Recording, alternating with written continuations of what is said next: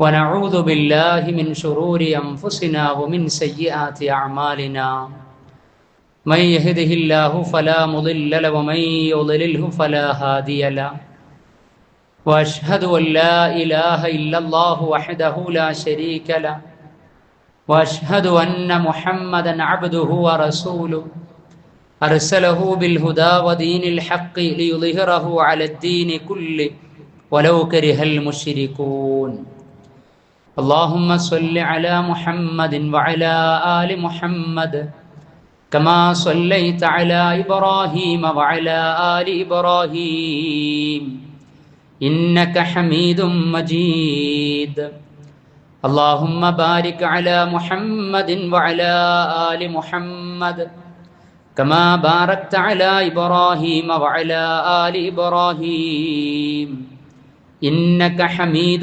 مجيد أما بعد فإن خير الكلام كلام الله وخير السنن سنن محمد صلى الله عليه وسلم وشر الأمور محدثاتها وكل محدثة بدعة وكل بدعة ضلالة وكل ضلالة في النار يا أيها الذين آمنوا اتقوا الله حق تقاته ولا تموتن إلا وأنتم مسلمون أعوذ بالله من الشيطان الرجيم بسم الله الرحمن الرحيم والذين يقولون ربنا هب لنا من أزواجنا وذرياتنا قرة أعين وجعلنا للمتقين إماما اللهم رب اشرح لي صدري ويسر لي أمري واحلل عقدة من لساني يفقه قولي إن أريد إلا الإصلاح ما استطعت وما توفيقي إلا بالله عليه توكلت وإليه أنيب. ബഹുമാന്യരായ സഹോദരി സഹോദരന്മാരെ, സത്യവിശ്വാസി വിശ്വാസിനികളെ, പരമകാരുണ്യകനായ പടച്ച റബ്ബിൻ്റെ പരിശുദ്ധ ദീനീ വിധിവിലക്കുകളെ ജീവിതത്തിൻ്റെ എല്ലാ സന്ദർഭങ്ങളിലും പ്രാവർത്തികമാക്കി അല്ലാഹു സുബ്ഹാനഹു വ തആലയുടെ മഹബ്ബത്ത് നേടിയെടുക്കുന്ന സൽക്കർമ്മകാരികളാകുന്ന സത്യവിശ്വാസികളിൽ ഉൾപ്പെടുക അവൻ നമ്മെ അനുഗ്രഹിക്കുമാറാകട്ടെ. വിശുദ്ധ ഖുർആനിലെ 25-ാം അധ്യായം സൂറത്തുൽ ഫുർഖാനിലെ അവസാന ഭാഗത്തുള്ള ആയത്താണ് എന്നെയും നിങ്ങളെയും ഓതി കേൾപ്പിച്ചിട്ടുള്ളത്. 2-3 ഖുതുബകളിലായി പ്രവാചകൻ സല്ലല്ലാഹു അലൈഹി വസല്ലമയുടെ വിയോഗവും അന്ത്യദിനങ്ങളിൽ പ്രവാചകൻ നൽകിയിട്ടുള്ള സാരോപദേശവും അതിൽ പ്രവാചകൻ പ്രത്യേകമായി ശ്രദ്ധ ചെലുത്തിയ കുടുംബത്തോട് അനുവർത്തിച്ച നൽകിയിട്ടുള്ള സന്ദേശങ്ങളും അള്ളാഹു അതെല്ലാം പ്രാവർത്തികമാക്കുവാൻ നമുക്ക് തൗഫീഖ് പ്രദാനം ചെയ്യുമാറാകട്ടെ. കുടുംബ ജീവിതം എന്ന് പറയുന്നത് പുതിയ കാലത്ത് വലിയ ചലഞ്ചിങ് ആണ് എന്ന് പലരും വിചാരിച്ചുകൊണ്ടിരിക്കുകയാണ്. ഈ ഒരാഴ്ചക്കുള്ളിലായിട്ട് ദാമ്പത്യ വിഷയത്തിൽ 2-3 കേസുകൾ അറ്റൻഡ് ചെയ്യേണ്ടി വന്നു. വല്ല മസ്ലഹത്തിൻ്റെയും വകുപ്പുണ്ടോ എന്ന നിലക്കുള്ള അന്വേഷണങ്ങളാണ്. ചെറിയ ചെറിയ കാരണങ്ങൾ നമ്മൾ പറയാറുണ്ട്. ശാരീരികമായി അടുത്തു എന്ന് തോന്നിപ്പിക്കുകയും മാനസികമായി കല്യാണം കഴിച്ച് ആഴ്ചകൾക്കുള്ളിൽ തന്നെ ഡൈവേഴ്സിലാകപ്പെടുകയും ചെയ്യുന്ന പുതിയ കാല ദാമ്പത്യം വർദ്ധിച്ചുകൊണ്ടിരിക്കുകയാണ്. അയൽപ്പക്കങ്ങളിലും കുടുംബങ്ങളിലും മാതാപിതാക്കൾക്കും ഇടക്കൊക്കെ കുഴപ്പമില്ല എന്ന് തോന്നിപ്പിക്കും. എന്നാൽ ദാമ്പത്യ ജീവിതത്തിൻ്റെ മവദ്ദത്തും റഹ്മത്തും കാരുണ്യവും പ്രണയവും ദാമ്പത്യത്തിലൂടെ എന്താണോ ഇസ്ലാം വിവക്ഷിക്കുന്നത് എങ്കിൽ അത് അനുഭവേദ്യമാകാൻ കഴിയാത്ത വിധത്തിലുള്ള ഊശ്വരത പല ദാമ്പത്യങ്ങളിലും ഉണ്ടായിക്കൊണ്ടിരിക്കുകയാണ്. അതേപോലെ തന്നെ മറുഭാഗത്ത് മക്കൾ, വളർന്നു വരുന്ന തലമുറ ഇളം പ്രായത്തിൽ തന്നെ സൈബർ ലിറ്ററസി നഷ്ടപ്പെട്ടുകൊണ്ട് രക്ഷിതാക്കൾക്ക് നഷ്ടപ്പെട്ടു. അതുവഴി മക്കൾ അതിന് അഡിക്റ്റായി. ഡിജിറ്റൽ ഡിപ്രഷൻ 2021 മുതൽ 25 വരെയുള്ള 4 വർഷത്തിനിടക്കുള്ള കണക്കിൽ കേരളക്കരയിൽ 41 കുട്ടികൾ ആത്മഹത്യ ചെയ്തിട്ടുണ്ട്. 4 വർഷത്തിനിടക്ക് ഡിജിറ്റൽ ഡിപ്രഷൻ ബാധിച്ചുകൊണ്ട്. ആലപ്പുഴയിലാണ് ഗെയിം കളിക്കാൻ മൊബൈൽ നൽകാത്തതിൻ്റെ പേരിൽ 8ാം ക്ലാസ്സുകാരൻ ആത്മഹത്യ ചെയ്തു. ഇവിടെ പയ്യോളി അടുത്ത് ആവിക്കലിലാണ് 8ാം ക്ലാസ്സുകാരൻ തന്നെ. ഉമ്മ മൊബൈൽ വാങ്ങി വെച്ചതാണ്. പിന്നീട് ഉമ്മ ഉറങ്ങുന്ന സമയം നോക്കി കത്തിയെടുത്ത് കൊണ്ടുപോയിട്ടാണ് നമ്മൾ മുളകും ഉപ്പും എരുംപുളിയും പിടിക്കാൻ വേണ്ടി അയിലയും മത്തിയും 4-3 വര അതിൻ്റെ മുകളിൽ ഇടുന്നത് പോലെ ഉമ്മയുടെ കഴുത്ത് 4-5 വര വരച്ച് കളഞ്ഞത്. ഒക്കെ നമ്മൾ സോഷ്യൽ മീഡിയയിലൂടെയും പത്രങ്ങളിലൂടെയും ഒക്കെ വായിച്ചറിഞ്ഞതാണ്. അമിത മൊബൈൽ ഉപയോഗത്തിൻ്റെ പേരിൽ അമ്മ ഒന്ന് ശാസിച്ചതാണ്. അതിൻ്റെ പേരിലാണ് 15 വയസ്സുള്ള ഒരുത്തി പോയിട്ട് ആത്മഹത്യ ചെയ്തത്. അങ്ങനെ മൊത്തം കണക്കെടുക്കുമ്പോൾ ഒരു 4 വർഷത്തിനിടയ്ക്ക് ഡിജിറ്റൽ ഡിപ്രഷൻ അഥവാ സൈബർ ഇടങ്ങളുമായി ബന്ധപ്പെട്ടുകൊണ്ട് മൊബൈൽ അഡിക്ഷൻ, അതിൽ 10-41 കുട്ടികൾക്ക് ജീവഹാനി സംഭവിച്ചിട്ടുണ്ട് എന്നാണ്. അതുകൊണ്ടാണ് നമ്മൾ പുതിയ കാലത്ത് കുടുംബത്തിനിടക്ക് മക്കൾ നന്നാകാൻ വേണ്ടി ഇഹലോകവും പരലോകവും മാത്രം പഠിപ്പിച്ചാൽ പോരാ എന്നും 2 ലോകത്തും രക്ഷപ്പെടണമെങ്കിൽ സൈബർ ലോകത്തെക്കുറിച്ചും കൃത്യമായ കാഴ്ചപ്പാട് കൊടുക്കണം. അല്ലേ? ഇഹലോകവും പരലോകവും ഖുതുബയും വഅദും ക്ലാസ്സും ഒക്കെ കേൾക്കും. ആ കാലം കഴിഞ്ഞു. ഇഹലോകത്തും രക്ഷപ്പെടണം, പരലോകത്തും രക്ഷപ്പെടണമെങ്കിൽ സൈബർ വേൾഡിൽ സൈബർ ലിറ്ററസി, സൈബർ സാക്ഷരതയുള്ള മക്കളായി നമ്മുടെ മക്കൾ മാത്രമല്ല, നമ്മുടെ ഇണകളായിരുന്നാലും ആരായിരുന്നാലും. കാരണം ഈ മൊബൈലുകൾ ദാമ്പത്യ ജീവിതത്തെ ശിഥിലമാക്കുന്നതിൽ വലിയ പങ്ക് വഹിച്ചുകൊണ്ടിരിക്കുകയാണ്. അകലങ്ങളിലുള്ളത് അടുത്താകുകയും അടുത്തുള്ളത് അതിൻ്റെ അകലം വർദ്ധിച്ചു കൊണ്ടിരിക്കുകയും ചെയ്യുന്നതിൽ വലിയ കാരണം സോഷ്യൽ മീഡിയകൾ, സാമൂഹ്യ മാധ്യമങ്ങൾ, സൈബർ ലോകമാണ്. സ്വന്തം അടുത്ത് പെങ്ങളുണ്ട്, സഹോദരനുണ്ട്, ഉപ്പയുണ്ട്, ഉമ്മയുണ്ട്, ഭാര്യയുണ്ട്. അതിനേക്കാളും വലിയ കമ്മ്യൂണിക്കേഷൻ നടത്തിക്കൊണ്ടിരിക്കുന്നത് കിലോമീറ്ററുകൾ അപ്പുറമുള്ള ആളുകളുമായിട്ട്. അവരിലേക്കാണ് ലൈക്കും കമൻറ്റും ഫോർവേഡുകളും പരന്നൊഴുകിക്കൊണ്ടിരിക്കുന്നത്. എന്നാൽ വീടിനകത്ത് കുടുംബത്തിനകത്തുള്ളവർക്കൊന്ന് ലൈക്ക് കൊടുക്കാൻ, ഒരു സ്പർശനം കൊടുക്കാൻ, ഒരു ചുംബനം കൊടുക്കാൻ, സ്നേഹം നിക്ഷേപിക്കാൻ, സമയസല്ലാപങ്ങൾ കൊടുക്കാൻ, അങ്ങനെ സ്നേഹമസൃണമായൊരു സംവേദനം നടത്താൻ പലപ്പോഴും സമയമില്ലാത്തവർ വിവിധ കമ്പനികളുടെ മൊബൈലുകളിൽ അൺലിമിറ്റഡായ ഡാറ്റകൾ ഉപയോഗിച്ചുകൊണ്ട് അരങ്ങ് തകർത്ത് സമയം നഷ്ടപ്പെടുത്തിക്കൊണ്ടിരിക്കുകയാണ്. തമാശക്കാണെങ്കിലും പറയാറുണ്ട്, വൈഫില്ലെങ്കിലും വീട്ടിൽ വൈഫൈ ഉണ്ടായാൽ മതി. അല്ലേ? വൈഫില്ലെങ്കിലും വൈഫൈ ഉണ്ടായാൽ കുറേ റീൽസുകളിലുള്ള കണ്ട് കടന്നു പോയിട്ട് രാവിലെയും ഉച്ചയും വൈകുന്നേരവും രാവും പകലും ഒന്ന് ആകുന്നത് അറിയാതെ അങ്ങനെ പൊയ്ക്കൊള്ളുമെന്നാണ് പറഞ്ഞു വരുന്നത്. കുടുംബ സംവിധാനങ്ങളുടെ മാധുര്യം നഷ്ടപ്പെടുത്തുന്നിടത്ത്, അതിൽ വരൾച്ച ഉണ്ടാക്കുന്നിടത്ത് പുതിയ കാല സങ്കേതങ്ങൾ അതുവഴി വലിയ വില കൊടുക്കേണ്ടി വരികയാണ്. വലിയ സാധ്യതയാണ്. സാങ്കേതിക സൗകര്യങ്ങൾ അനുഗ്രഹമാണ്. പക്ഷെ അത് അഡിക്ഷനായി മാറിക്കഴിഞ്ഞാൽ വലിയ പ്രയാസം ഉണ്ടാക്കിക്കൊണ്ടിരിക്കും എന്ന റിപ്പോർട്ടുകളാണ് വന്നുകൊണ്ടിരിക്കുന്നത്. ഇത് ദാമ്പത്യത്തിൽ, പാരന്റിങ്ങിൽ, മാതാപിതാ ബന്ധങ്ങളിൽ, സഹോദര ബന്ധങ്ങളിൽ, അയൽപ്പക്ക ബന്ധങ്ങളിലൊക്കെ വലിയ വിഷമങ്ങളും വലിയ അകൽച്ചകളും ഉണ്ടാക്കിക്കൊണ്ടിരിക്കും. വിശ്വാസികൾ എന്ന നിലക്ക് നമ്മുടെ സമയം, അതേപോലെ നമ്മുടെ ആരോഗ്യം, നമ്മുടെ ഒഴിവ്, നമ്മുടെ കണ്ണ്, കാത് എല്ലാം ചോദിക്കപ്പെടുന്നതാണ്. ഇന്ന സമഅ വൽ ബസറ വൽ ഫുആദ കുല്ലു ഉലൈക കാന അൻഹു മസ്ഊല. ഇന്ന സമഅ വൽ ബസറ, തീർച്ചയായും കേൾവിയും, വൽ ബസറ കാഴ്ചയും, വൽ ഫുആദ ഹൃദയങ്ങളും, കുല്ലു ഉലൈക കാന അൻഹു മസ്ഊല, ഇതൊക്കെ നേരെ ചൊവ്വേ ഹെൽത്തിയായി അല്ലാഹു സുബ്ഹാനഹു വ തആല നമുക്ക് നൽകിയിട്ടുണ്ട് എങ്കിൽ അതിനെക്കുറിച്ച് ചോദ്യം ചെയ്യപ്പെടാതെ നമ്മൾ രക്ഷപ്പെടുകയില്ല എന്ന് അല്ലാഹു അറിയിച്ചിരിക്കുകയാണ്. അതുകൊണ്ട് ആ വക വിഷയങ്ങളിൽ ബോധം ഉണ്ടാകണം. നമുക്ക് നമ്മുടെ ഇണജീവിതത്തിലൂടെയും മക്കളിലൂടെയും ലഭിക്കേണ്ടത് ആമുഖമായി ഓതിവെച്ച ആയത്തിലെ കുളിർമയാണ്. 25-ാം അധ്യായം സൂറത്തുൽ ഫുർഖാൻ. പരമകാരുണികന്റെ വിധേയപ്പെട്ട അടിമകളുടെ പ്രാർത്ഥന കൂടിയാണത്. പ്രാർത്ഥന മാത്രം പോരാ എന്നാ പറഞ്ഞുകൊണ്ടിരിക്കുന്നത്. പ്രയത്നവും പരിശ്രമവും ബോധപൂർവമായ ഇടപെടലും സമയം നൽകലും ഒക്കെ ഉണ്ടാകണം. ഈ പ്രാർത്ഥനയിൽ അള്ളാഹുവിന് വിധേയപ്പെട്ട അടിമകൾ പടച്ചറബിനോട് യാചിക്കുന്നു, ചോദിക്കുന്നു, ആവശ്യപ്പെടുന്നു, അർത്ഥിക്കുന്നു. വല്ലദീന യഖൂലൂന റബ്ബനാ ഹബ് ലനാ മിൻ അസ്വാജിനാ വദുരിയാതിനാ ഖുർറത അയുൻ. വല്ലദീന യഖൂലൂന, അവർ പറയുന്നതാണ്. അള്ളാഹ്ക്ക് വിധേയപ്പെട്ട അടിമകൾ, പരമകാരുണ്യകന്റെ ദാസീദാസന്മാർ അവർ പറയാ, റബ്ബനാ, ഞങ്ങളുടെ രക്ഷിതാവേ, ഹബ് ലനാ മിൻ അസ്വാജിനാ, ഞങ്ങളുടെ ഇണകളിൽ നിന്ന്, ഞങ്ങളുടെ മക്കളിൽ നിന്ന് ഞങ്ങൾക്ക് നീ കൺകുളിർമ നൽകണമെന്ന.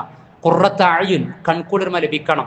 ദാമ്പത്യ ജീവിതത്തിന്റെ തുടക്കകാലത്ത് കൺകുളിർമയുണ്ടാകും. അടുക്കളയിലായാലും ഭർത്താവ് അവിടെ ഉണ്ടാകും, അരങ്ങത്തായാലും സിറ്റ് ഔട്ടിലായാലും എവിടെയാണോ ഇണയുടെ നിഴലാട്ടമെങ്കിൽ അവിടെ സമയം കൊടുത്തൊരു കാലയളവ്, പിന്നീട് വർഷങ്ങൾ പിന്നിടുന്നതിനനുസരിച്ച് ആ റഹ്മത്ത്, മബദ്ദത്ത്, പ്രണയം, ആദ്യകാലത്തുണ്ടായിരുന്ന പ്രണയം പിന്നീടത് ജീവിതത്തിന്റെ സായാഹ്ന സമയമായിരുന്നാലും ദാമ്പത്യത്തിന്റെ സായാഹ്ന സമയമായിരുന്നാലും അത് കാരുണ്യത്തിലേക്ക് വഴിമാറുന്നുണ്ടോ എന്ന് ആലോചിക്കണം. അതല്ല അകൽച്ച സംഭവിക്കുന്നുണ്ടോ? ഖുർറത്ത് അയ്യുൻ, ജീവിതത്തിലുടനീളം കൺകുളിർമ ലഭിക്കണം ദാമ്പത്യ ജീവിതത്തിൽ. അതേപോലെ തന്നെ മക്കളിൽ നിന്നും കൺകുളിർമ ലഭിക്കണം എന്നാണ് ഖുർറത്ത് അയ്യുൻ എന്നാ പറഞ്ഞത്. മക്കൾ പ്രസവിക്കപ്പെട്ട അവസ്ഥയിൽ 1-2 വർഷം 3-4 വർഷം ആകുമ്പോഴൊക്കെ മക്കളിൽ നിന്ന് കൺകുളിർമ ലഭിക്കുന്നുണ്ട്. അവരുടെ കൊഞ്ചിക്കുഴലുകൾ, അതേപോലെ തന്നെ അവരോടുള്ള നർമ്മങ്ങൾ, അവരിൽ നിന്ന് ലഭിക്കുന്ന ആനന്ദങ്ങൾ, അതിലൂടെ കൺകുളിർമ ലഭിക്കുന്നു എങ്കിൽ മക്കൾ വളരുന്നതിനനുസരിച്ച് ആ കുളിർമയുണ്ടോ? കൺകുളിർമ മാറി കണ്ണിലെ കരടായി പ്രയാസമുള്ള അവസ്ഥകളായി നമ്മുടെ മക്കൾ മാറിക്കൊണ്ടിരിക്കുന്നുവോ? ആലോചിക്കേണ്ടതുണ്ട്. എന്തുകൊണ്ടാണ് അങ്ങനെ മാറുന്നത്? നമ്മുടെ വീടകങ്ങളെ, വീടന്തരീക്ഷങ്ങളെ നമ്മുടെ ഇസ്ലാമിക വൽക്കരണത്തിൽ നിന്ന് നമ്മൾ മാറ്റി നിർത്തി എന്നുള്ളതാണ്.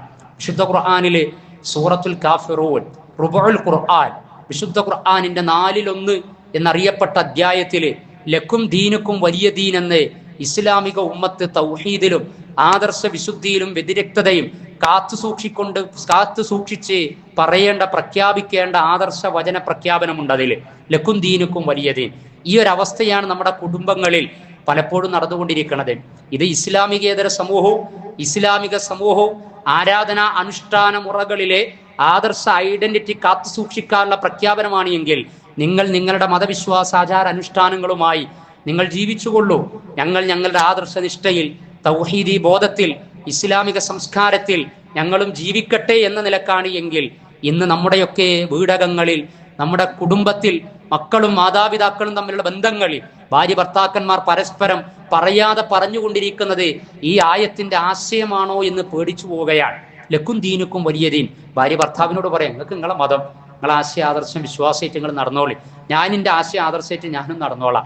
മക്കള് മാതാപിതാക്കളോട് പറയാം, ന്യൂ ജെൻസി, അതല്ലാത്ത തലമുറ, പുതിയ തലമുറ, ലിബറലിസം, അതേപോലെ പല ആശയങ്ങൾ, മൈ ബോഡീസ് മൈ ചോയ്സ്, സ്വന്തം വ്യക്തിത്വം, പേഴ്സണാലിറ്റി പെർ പേഴ്സൺ, ഇങ്ങനെ പല പദാവലികൾ കേട്ടുകൊണ്ടാണ് മക്കൾ ക്യാമ്പസിൽ നിന്നും സോഷ്യൽ മീഡിയകളിൽ നിന്നുമൊക്കെ വീട്ടിലേക്ക് വരുന്നത്. അപ്പൊ അവരും മാതാപിതാക്കളോട് പറയും, ഞങ്ങളെ കാര്യമൊന്നും നിങ്ങൾ അങ്ങനെ അത്രത്തോളം നോക്കേണ്ട ആവശ്യമില്ല, ഞങ്ങൾക്ക് പ്രായപൂർത്തി എത്തി, 18 വയസ്സൊക്കെ തികഞ്ഞു, ഞങ്ങളിതാ ഒരു സിറ്റിസണായി മാറിക്കഴിഞ്ഞിട്ടുണ്ട്, ലക്കും ദീനുക്കും വലിയ ദീൻ, നിങ്ങൾക്ക് നിങ്ങളെ മതം, ഞങ്ങൾക്ക് ഞങ്ങളെ മതം. മനസ്സിലായില്ലേ? മാതാപിതാക്കൾ മക്കളോട് അതാ പറയാം, മക്കളെ ശരാശരി മതത്തിൽ അങ്ങനെ മുന്നോട്ട് പോയിക്കോളി, നിങ്ങളെ മതം അനുസരിച്ച് പറ്റ പറയിപ്പിക്കരുത് എന്ന ഒരു നിലവാരത്തിലുള്ള അഡ്ജസ്റ്റ്മെന്റുകളാണ് ഇസ്ലാമിക കുടുംബങ്ങളിൽ പലപ്പോഴും നടന്നുകൊണ്ടിരിക്കുന്നത്. പക്ഷേ അത് അവസാനം വലിയ ദുരന്തത്തിൽ ചെന്ന് കലാശിക്കും. അതാണ് റിപ്പോർട്ടുകൾ അറിയിക്കുന്നത്. കാരണം ഇസ്ലാമിക ഉമ്മത്തെ രക്ഷപ്പെടണമെങ്കിൽ അല്ലാഹു സുബ്ഹാനഹു വ തആലയുടെ ദീനിനോട് നീതി പുലർത്തണം. നമ്മൾ അള്ളാന്റെ ദീനിന്റെ വിധിവിലക്കുകൾ പാലിക്കണം. നമ്മുടെ കുടുംബ ജീവിതത്തിൽ നമുക്കൊരു ഇസ്ലാമിക് ലൈഫുണ്ട്. നമ്മുടെ വീടിന്റെ അന്തരീക്ഷം അതിനനുസരിച്ച് മാറ്റിപ്പണിയണം.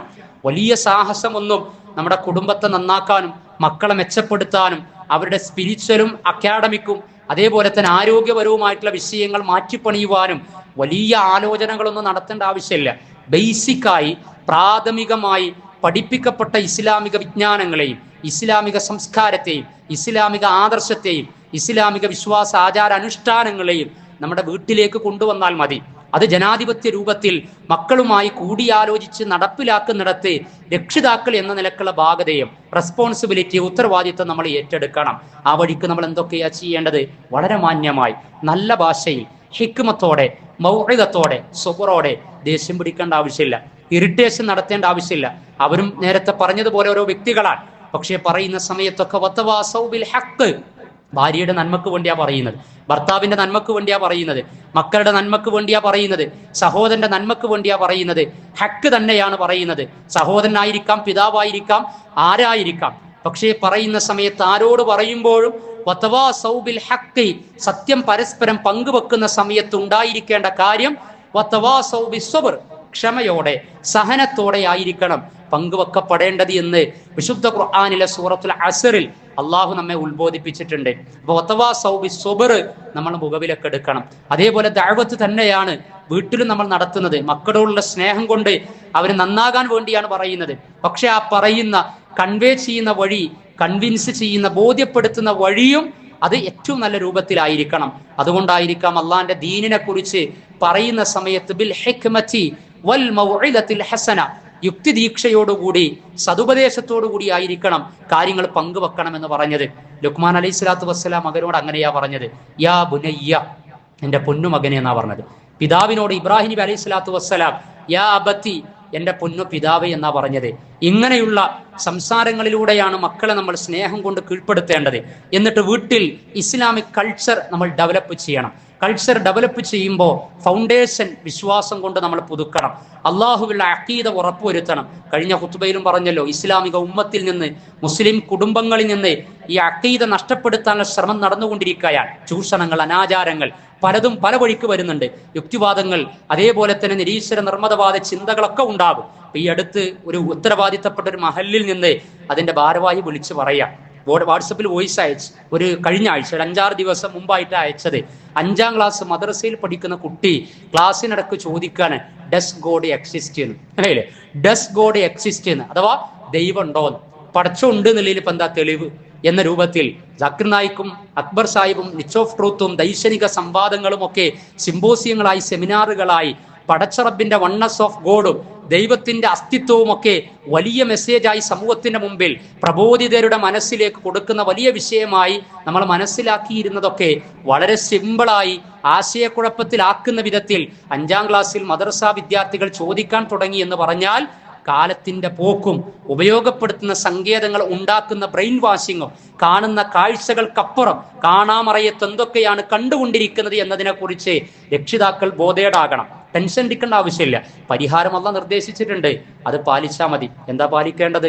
ഉറങ്ങാൻ കിടക്കുന്ന സമയത്ത് മദ്രസയിൽ പഠിച്ചത്, ഇസ്ലാമിക് ക്ലാസ്സുകളിൽ നിന്ന് കിട്ടിയത്, ഖുത്ബയിലൂടെ കേട്ടത്, ഖുർആൻ ക്ലാസ്സിൽ നിന്ന് ലഭിച്ചത് പ്രാക്ടിക്കലൈസ് ചെയ്താൽ മതി.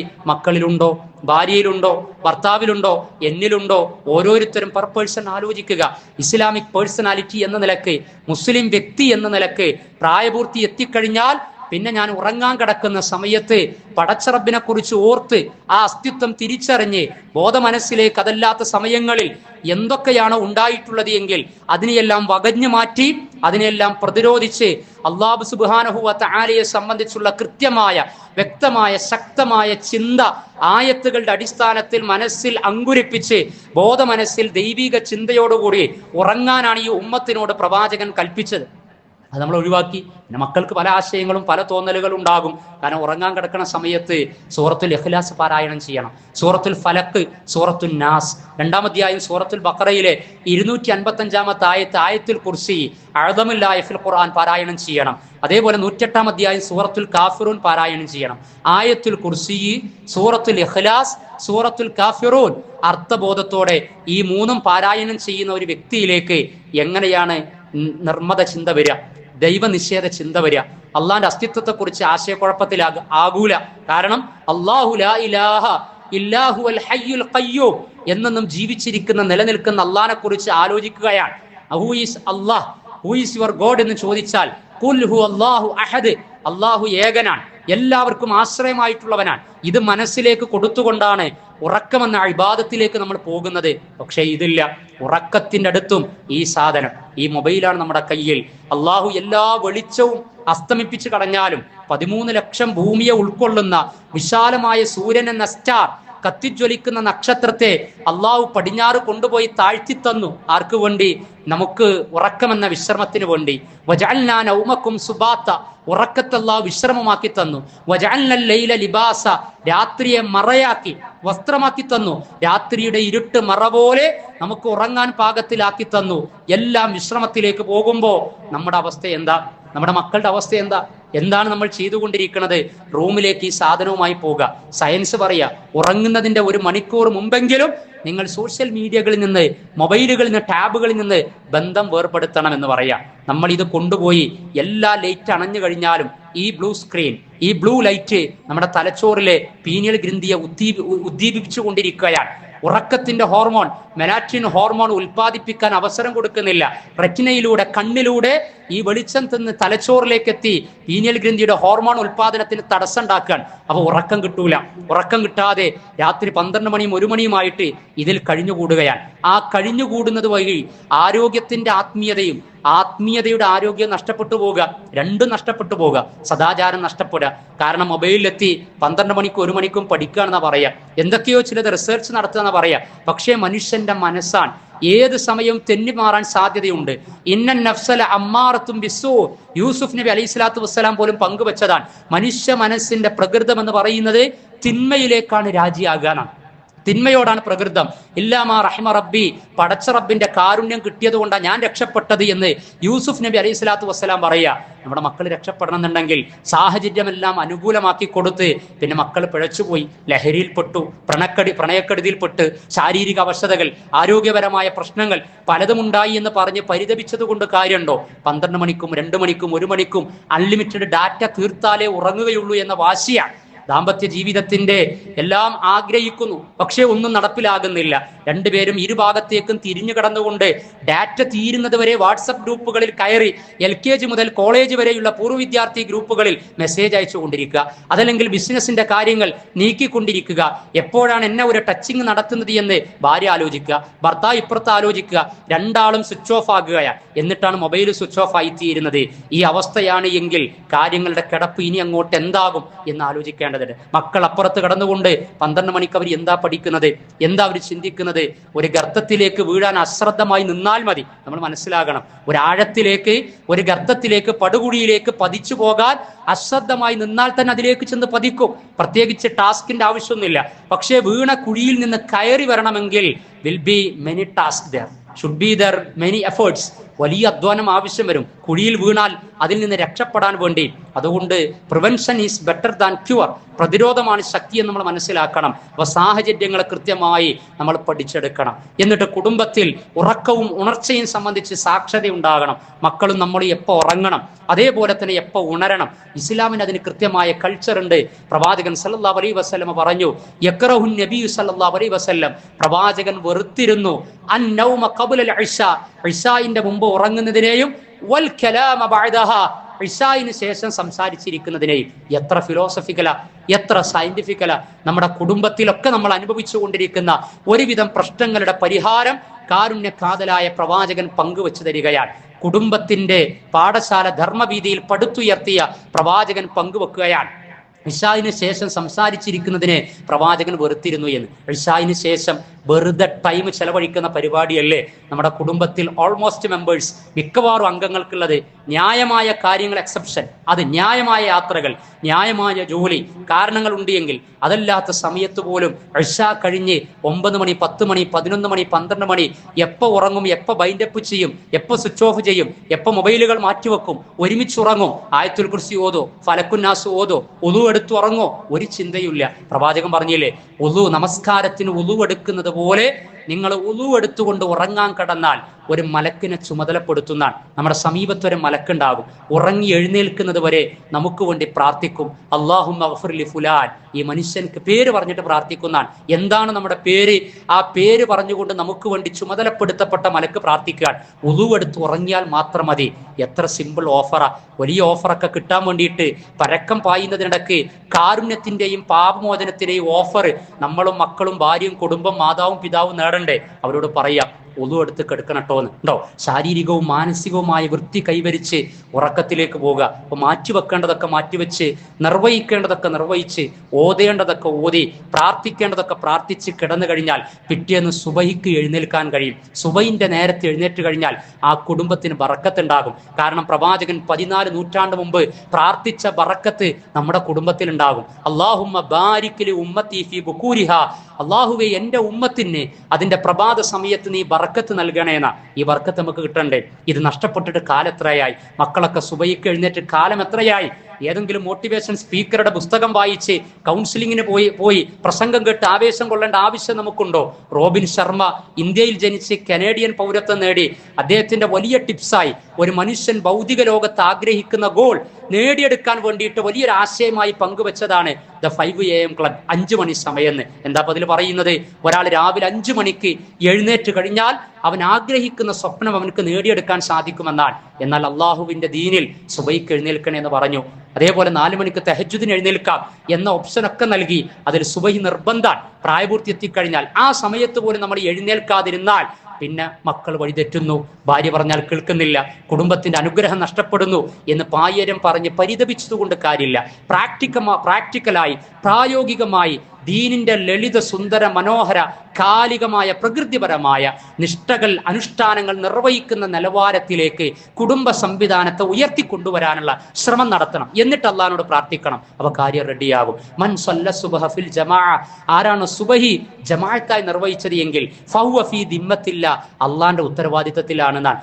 ഭർത്താവ് സുബഹി നിസ്കരിച്ച് വീട്ടിലേക്ക് വന്ന് ഉപജീവനത്തിന് വേണ്ടി കട തുറക്കാൻ പോവുകയാണെങ്കിൽ സഹധർമ്മിണിയായ ഭാര്യക്ക് ആശ്വസിക്കുക, എന്റെ ഭർത്താവ് പടച്ച റബ്ബിന്റെ സംരക്ഷണയിലാണ് എന്ന്. ടീനേജ് പ്രായത്തിലുള്ള മക്കൾ സുബൈക്ക് പള്ളിയിൽ പോയി തിരിച്ചു വന്ന് പിന്നെ കോളേജിലേക്കോ സ്കൂളിലേക്കോ പോകുന്ന സമയത്ത് ഉമ്മാക്ക് ബാപ്പാക്ക് പിന്നെ സമാധാനവും സമാശ്വാസവും കൊള്ളാൻ കഴിയും. ഒരു കെടുതിയിലും ചെന്ന് പെടൂല, ഒരു പൊടുന്നനെയുള്ള അപകടം ഉണ്ടാകൂല. കാരണം പടച്ച റബ്ബിന്റെ ഉത്തരവാദിത്തം ലഭിക്കാൻ പാകത്തിലുള്ള കർമ്മം യഥാസമയത്ത് നിർവഹിച്ചുകൊണ്ടാണ് വീട്ടിൽ നിന്ന് ഇറങ്ങി പുറപ്പെടുന്നത്. ബിസ്മില്ലാഹി തവക്കൽതു അലല്ലാഹ്, പ്രാർത്ഥനകൾ യഥാസമയത്ത് നിർവഹിക്കുന്നതിന്റെ കൂടെ അനുഷ്ഠാന മുറകൾ അകമ്പടിയായി അതിജീവനമായി കൂടെ ഉണ്ടാകും. പറഞ്ഞു വരുന്നത് ഇപ്പൊ നമ്മുടെ കുടുംബത്തിന്റെ ഘടനകളെ, അതിന്റെ ഉറക്ക ഉണർച്ചകളെ, കുടുംബത്തിനകത്ത് നിർവഹിക്കേണ്ട കാര്യങ്ങളെ നമ്മൾ അങ്ങേയറ്റം ശ്രദ്ധിക്കേണ്ടതുണ്ട്. അല്ലാഹു സുബ്ഹാനഹു വ തആല കുളിർമയുള്ള മക്കളും ഇണജീവിതവും നിലനിർത്താൻ ഇസ്ലാമിന്റെ വിധിവിലക്കുകൾ പാലിക്കുന്നതിൽ മുന്നിൽ നടക്കുന്നവരായി അള്ളാഹു നമ്മെ അനുഗ്രഹിക്കുമാറാകട്ടെ. വജഅൽനാ ലിൽ മുത്തഖീന ഇമാമ, ധർമ്മനിഷ്ഠ പാലിക്കുന്നവർക്ക് കുടുംബസമേതം നേതൃപരമായ പങ്കുവഹിക്കാൻ നമ്മെയും മക്കളെയും ഇണകളെയും അള്ളാഹു കാരുണ്യം നൽകി കടാക്ഷിക്കുമാറാകട്ടെ, അനുഗ്രഹിക്കുമാറാകട്ടെ.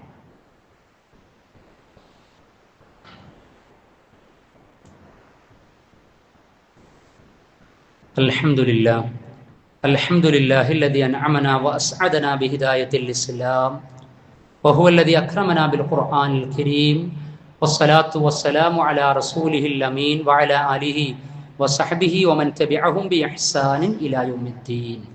സ്നേഹം നിറഞ്ഞ സഹോദരി സഹോദരന്മാരെ, സത്യവിശ്വാസി വിശ്വാസിനികളെ, അള്ളാഹുവിൻ്റെ ദീനീ വിധിവിലക്കുകൾ എല്ലാ സമയ സന്ദർഭങ്ങളിലും പാലിച്ച് കടമകളും കടപ്പാടുകളും ബാധ്യതകളും നിർവഹിച്ച് അല്ലാഹു സുബ്ഹാനഹു വ തആലയുടെ റിള നേടിയെടുക്കുന്ന, തൃപ്തി നേടിയെടുക്കുന്ന മുത്തഖീങ്ങളായ മുസ്ലിമീങ്ങളിൽ ഉൾപ്പെടുക. അള്ളാഹു നമ്മെ അനുഗ്രഹിക്കുമാറാകട്ടെ.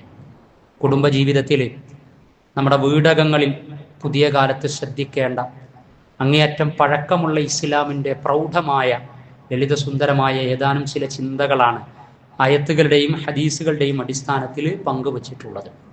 അതേപോലെ നമ്മുടെ കുടുംബത്തിൽ ധർമ്മശോഷണം, മൂല്യശോഷണം സംഭവിക്കുന്നതിൽ രക്ഷിതാക്കൾ വലിയ ജാഗ്രത കാണിക്കേണ്ടതുണ്ട്. കാരണം പ്രവാചകൻ സല്ലല്ലാഹു അലൈഹി വസല്ലമ അവിടത്തേക്ക് അങ്ങേയറ്റം അദമ്യമായ അനർഘമായ നിമിഷങ്ങളും സ്നേഹവും പങ്കുവെച്ച ഫാത്തിമ റളിയല്ലാഹു അൻഹ, ആ ചരിത്രമൊക്കെ നമ്മൾ കഴിഞ്ഞ ഖുതുബകളിലൊക്കെ വിശദീകരിക്കുകയുണ്ടായി. കരളിൻ്റെ കഷ്ണമായ ഫാത്തിമ എന്നാണ് പ്രവാചകൻ സല്ലല്ലാഹു അലൈഹി വസല്ലമ പറയാറുണ്ടായിരുന്നത്. മരണാസന്നനായി കിടക്കുന്ന സമയത്തും ചെവിയിലേക്ക് രഹസ്യം പങ്കുവെച്ച് ഫാത്തിമ കരയുകയും ചിരിക്കുകയും ചെയ്ത സംഭവം നമ്മൾ പറഞ്ഞു. പ്രവാചകന്റെ പ്രിയതമ ആയിഷ റളിയല്ലാഹു അൻഹ ഫാത്തിമ റളിയല്ലാഹു അൻഹയുടെ വീട്ടിലേക്കുള്ള അവസാനത്തെ ആ വരവ് പ്രവാചകന്റെ വേർപാടിന്റെ ദിനത്തിൽ വന്നതിനെ കുറിച്ച് പറഞ്ഞപ്പോൾ അക്ബലത്ത് ഫാത്തിമ മിഷിയത്തിൻ നബി, മുഹമ്മദ് നബി എന്ന പ്രവാചകൻ എന്ന പിതാവിന്റെ അതേ നേർപതിപ്പും പകർപ്പും പ്രവാചകൻ നടക്കുന്നത് പോലെ, മുഹമ്മദ് നബി നടക്കുന്നത് പോലെയായിരുന്നു ഫാത്തിമ റളിയല്ലാഹു അൻഹയുടെ നടത്തം എന്ന് നമ്മൾ പറയുകയുണ്ടായി. ഞാൻ നിങ്ങളുടെ ശ്രദ്ധ ക്ഷണിക്കുന്നത് മറ്റൊരു വിഷയത്തിലേക്കാണ്. അത്രയേറെ പ്രവാചകൻ ആത്മബന്ധമുണ്ടായിരുന്ന ഫാത്തിമ റളിയല്ലാഹു അൻഹ പ്രിയ മകളെ ഉദാഹരിച്ചുകൊണ്ടാണ് ഈ ഉമ്മത്തിൽ, മുസ്ലിം സമൂഹത്തിൽ, മുസ്ലിം കുടുംബങ്ങളിൽ നടക്കുന്നതും നടക്കാൻ സാധ്യതയുമുള്ളതായ വലിയ ഒരു മൂല്യശോഷണത്തെക്കുറിച്ചുള്ള താക്കീത് പ്രവാചകൻ നൽകിയത്. എന്താ പ്രവാചകൻ പങ്കുവെച്ചത്? എൻ്റെ കരളിൻ്റെ കഷ്ണമായ ഫാത്തിമയാണ് കട്ടെടുക്കുന്നത് എങ്കിൽ, മോഷ്ടിക്കുന്നത് എങ്കിൽ അവളുടെ കൈ ഞാൻ വെട്ടിമുറിക്കുന്ന പറഞ്ഞത്, കൈ ഞാൻ കഷ്ടിച്ചെടുക്കുമെന്നാണ്. അത്ര സ്നേഹമുള്ള ഫാത്തിമയെ തന്നെ ഉദാഹരിക്കുകയാണ്. ശ്രദ്ധിക്കണം, നമ്മുടെ കുടുംബത്തിൽ നമ്മുടെ ഭാര്യ, ഭർത്താവ്, മക്കൾ, അവരുടെ അധ്വാനം, ഉപജീവനം, അതേപോലെ അവരുടെ യാത്രകൾ, കാര്യങ്ങൾ കൊണ്ടുവരുന്നത്, ഹറാമ് ഹലാല്, നല്ലതാണോ ചീത്തയാണോ, ഖൈറാണോ ഷർറാണോ, ധർമ്മാണോ അധർമ്മാണോ ആലോചിക്കണം. കരളിന്റെ കഷ്ണമായ ഫാത്തിമയാണ് കട്ടെടുക്കുന്നതെങ്കിൽ കൈ മുറിച്ചു കളയുമെന്ന് പ്രവാചകൻ പങ്കുവച്ചിട്ടുണ്ടെങ്കിൽ മൂല്യച്യുതി മുസ്ലിം കുടുംബങ്ങളിൽ ഒരു നിലക്കും അംഗീകരിക്കാവതല്ല. കാരണം പ്രവാചകന്റെ നിയോഗം ഇന്നമാ ബുഇസ്തു ലിഉതമ്മിമ മകാരിമൽ അഖ്ലാഖ് എന്നാണ്. സൽ സ്വഭാവ സംസ്കാരങ്ങളുടെ പൂർത്തീകരണത്തിന് വേണ്ടി ആ പ്രവാചകൻ നിയോഗിതനായത്. യാതൊരു ന്യായവും ഹറാമും ഹലാലും ലക്കും ലഗാനുമില്ലാതെ ജീവിക്കാൻ സാധ്യമല്ല. ഭാര്യ ഒരിക്കലും പറയരുത് അപ്പുറത്തെ വീട്ടിലേക്ക് നോക്കി അവിടെ ഇന്റർലോക്കായി അല്ലെ, അവിടെ കാറ് വാങ്ങി, അവിടെ അപ്സ്റ്റെയറായി, അവരുടെ ഇന്റീരിയർ എക്സ്റ്റീരിയർ ഡിസൈനുകൾ എന്താണ്, നിങ്ങൾ എന്തെടുക്കുക ഗൾഫിൽ എവിടുന്നെങ്കിലും ഉണ്ടാക്കിയാലും വേണ്ടിയില്ല, എന്നിട്ട് കൊണ്ടുവരി എനിക്ക് അവിടെ പിടിച്ചു നിൽക്കാൻ സാധിക്കണില്ല എന്ന് പറഞ്ഞ് വഴിവിട്ട രൂപത്തിൽ ഉപജീവനം നേടാൻ പ്രോത്സാഹനം കൊടുക്കല്ല വേണ്ടത്. മറിച്ച് 1 രൂപയാണ് നിങ്ങൾ ഹലാലായി ഉണ്ടാക്കുന്നത് എങ്കിൽ, അധ്വാനിച്ചുണ്ടാക്കുന്നത് 1 രൂപ 10 രൂപയാണെങ്കിൽ അത് മതി. 1 കോടി ഹറാമായി നിഷിദ്ധമായി ഉണ്ടാക്കുന്നതിനേക്കാൾ മെച്ചം അതാണ് എന്ന് പറയാൻ കഴിയണം. ഹറാമ് കലർത്തി ഭക്ഷണം മക്കൾക്ക് കൊടുത്തു കഴിഞ്ഞാൽ ആ മക്കൾ അനുസരണക്കേട് കാണിക്കും. ഹറാമ് കഴിക്കുന്ന ആളുകൾക്ക് നമസ്കാരത്തിൽ നിഷ്ഠയുണ്ടാകുകയില്ല. ഹറാമ് അകത്താക്കി കഴിഞ്ഞാൽ കുടുംബത്തിന്റെ അനുഗ്രഹം നഷ്ടപ്പെടും, പ്രാർത്ഥന നിഷ്ഫലമാകുന്ന അവസ്ഥയുണ്ടാകും. അള്ളാഹു നമ്മെ കാത്ത് സംരക്ഷിക്കുമാറാകട്ടെ. അതേപോലെ തന്നെ പ്രവാചകൻ കുടുംബത്തിൽ പേരമക്കൾ, നമ്മൾ പറഞ്ഞല്ലോ മരണാസന്നനായ സമയത്ത് പേരമക്കളെ വിളിച്ചുകൊണ്ട് ചുംബനം നൽകി എന്നാണ്. അതേ പേരമക്കൾ പ്രവാചകന് ഖുത്ബ നടത്തുന്ന സമയത്ത് കയറി വന്നപ്പോൾ പേരമക്കളെ എടുത്ത് അടുത്തിരുത്തി എന്നാണ്. നമസ്കരിക്കുന്ന സമയത്ത് കഴുത്തിലേക്ക് കയറിയിരുന്നപ്പോൾ വീണു പോകുമോ എന്ന് വിചാരിച്ച് പ്രവാചകൻ സുജൂദിന്റെ ദൈർഘ്യം വർദ്ധിപ്പിച്ചു എന്നൊക്കെ ചരിത്രത്തിൽ കാണാം. പറഞ്ഞു വരുന്നത് അത്രമേൽ ഒട്ടകമായി കളിപ്പിച്ച പേരമക്കളുടെ വിഷയത്തിൽ പ്രവാചകൻ സല്ലല്ലാഹു അലൈഹി വസല്ലമ യഥാ മൂല്യം പഠിപ്പിക്കുകയാണ്. സക്കാത്തിന്റെ മുതൽ മുഹമ്മദ് നബിയുടെ കുടുംബത്തിന് നിഷിദ്ധമാണ്. പേരക്കുട്ടികൾ അതിൽ നിന്ന് കഴിച്ച സമയത്ത് പ്രവാചകൻ ഛർദ്ദിപ്പിച്ചു കളഞ്ഞു എന്ന ചരിത്രം നമ്മൾ കേട്ടിട്ടുണ്ട്. എങ്കിൽ ഇളം കുട്ടികളല്ലേ, പ്രായപൂർത്തി എത്തിയിട്ടില്ലല്ലോ, അഴിച്ചതല്ലേ, ഒന്ന് സഹിച്ച് കളയാം, കോംപ്രമൈസ് ചെയ്യാം എന്നല്ല. ഇളം മനസ്സിൽ പോലും സംസ്കാരത്തിന്റെ മൂല്യത്തിന്റെ വിധിവിലക്കുകൾ പഠിപ്പിക്കപ്പെടുന്ന പ്രവാചകൻ എന്ന പിതാമഹനെയാണ് നമ്മൾ അവിടെ വായിക്കുന്നത്. നമ്മൾ എന്താ ചെയ്യുന്നത്? ജനിച്ചു വീണത് ആൺകുട്ടിയാണ് എങ്കിൽ കുട്ടിയല്ലേ, സ്വർണ്ണിട്ട് കൊടുക്കുക. ആണുങ്ങൾക്ക് ഹറാമാണ്. എന്തിനാണ് ഹറാമായത്? കുട്ടിയാണ് എന്ന് വിചാരിച്ച് കൊടുക്കണത്. മദ്യം നമ്മൾ കൊടുക്കൂലല്ലോ, ഹെൽത്തി ആണെന്ന് വിചാരിച്ച് 1/2 ഡോസ് 1 ഡോസ് കൊടുക്കുക. നല്ല വൈനാണെന്ന് പറയില്ലല്ലോ. കാരണം എന്താ? ഹറാമാണ്, നിഷിദ്ധമാണ് എന്ന് ഈ ഉമ്മത്ത് മനസ്സിലാക്കിയിട്ടുണ്ട്. കുട്ടിയാലും വലുപ്പമുള്ള ആളുകളായിരുന്നാലൊക്കെ അങ്ങനെയാണ്. പിന്നെന്തിനാ സ്വർണ്ണിട്ട് കൊടുക്കുന്നത്? ഹറാമാണ് എങ്കിൽ. പറഞ്ഞു വരുന്നത് കുടുംബത്തിനകത്ത് മക്കളുടെ ഡ്രസ് കോഡും പെരുമാറ്റങ്ങളും അതേപോലെ തന്നെ അവരുടെ ഉപജീവനവും അവരുടെ ഉപയോഗപ്പെടുത്തലുകൾ എന്തൊക്കെ വിഷയങ്ങളിലാണോ അതൊക്കെ നേരിന്റെ സൽപാന്താവിന്റെ സദാചാരത്തിന്റെ ധർമ്മനിഷ്ഠയുടെ നേരെ ചൊവ്വയുള്ള വഴിയിലാണോ അതല്ല. കഴിഞ്ഞ ശനിയാഴ്ച പത്രത്തിൽ വായിച്ചതുപോലെ ഒരു മുസ്ലിം നാമധാരിയായ ചെറുപ്പക്കാരൻ, കൗമാരപ്രായക്കാരനാണ്, ഒരു ഡോക്ടറെ പറ്റിച്ചത്. 32 ലക്ഷമാണ് സോഷ്യൽ മീഡിയയിൽ എന്തോ ആപ്പൊക്കെ ഉപയോഗപ്പെടുത്തിയിട്ട് ആപ്പിലാക്കിയിട്ട് അവൻ കൈവശപ്പെടുത്തിയത് എന്നാണ്. ഈ ജാതി കാര്യങ്ങളിലൊന്നും നമ്മുടെ ഉമ്മത്തിൽ നാളെ കിട്ടാൻ പാടില്ലാത്ത വിധത്തിലുള്ള പ്രതിരോധമാണ് സാംസ്കാരിക ചുതിക്കെതിരെ പ്രവാചകൻ സല്ലല്ലാഹു അലൈഹി വസല്ലമ തിരുവചനങ്ങളിലൂടെയും പ്രവാചക കുടുംബങ്ങളിലെ സാരോപദേശങ്ങളിലെ കാർക്കശ്യങ്ങളിലൂടെയും പ്രവാചകൻ പങ്കുവച്ചിട്ടുള്ളത്. അത് ഈ ഉമ്മത്തിന്റെ നിലവാരത്തിന് വേണ്ടിയാണ്, മുസ്ലിം കുടുംബങ്ങളുടെ ഭദ്രതയ്ക്ക് വേണ്ടിയാണ്. അല്ലാഹു സുബ്ഹാനഹു വ തആല അത്തരത്തിലുള്ള സതുപദേശങ്ങളെ, പ്രവാചകന്റെ കുടുംബജീവിതത്തിന്റെ പ്രായോഗികമായ നന്മയുടെ പാഠങ്ങളെ പകർത്തിക്കൊണ്ട് പുതിയ കാല പ്രശ്നങ്ങളെ അഭിമുഖീകരിക്കുവാനും അതിൽ ആത്മസംസ്കരണത്തിന്റെ നല്ല വഴിക്ക് സ്വന്തത്തെയും കുടുംബത്തെയും ഇണകളെയും ഒക്കെ വഴി നടത്തുവാനുമുള്ള പക്വതയും ഹിദായത്തും സന്മനസ്സും അള്ളാഹു നമുക്ക് നിലനിർത്തി തരുമാറാകട്ടെ.